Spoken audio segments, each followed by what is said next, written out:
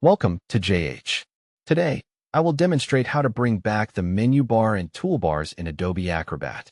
If you have ever opened the software only to find your tools missing, it can be quite annoying, but I am here to guide you through the recovery process. Start by launching your Adobe Acrobat application.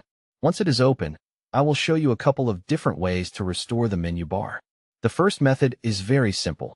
Just hit the F9 key on your keyboard. This acts as a quick toggle, allowing you to easily hide or show the menu bar to keep your interface as clean or as detailed as you need. If you prefer using the mouse instead of keyboard shortcuts, there is another way to get the same result. Navigate to the top of the window and click on the View menu. From there, go down to the Show, Hide option, and, within that list, select Menu Bar. This will immediately bring the bar back if it was hidden.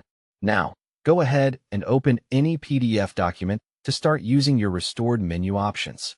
Next, let's move on to restoring the toolbars, as these are just as important for your daily tasks. Fixing a missing toolbar is equally straightforward. You can use your keyboard to speed things up by pressing the F8 key, which will instantly show or hide the toolbars depending on their current state.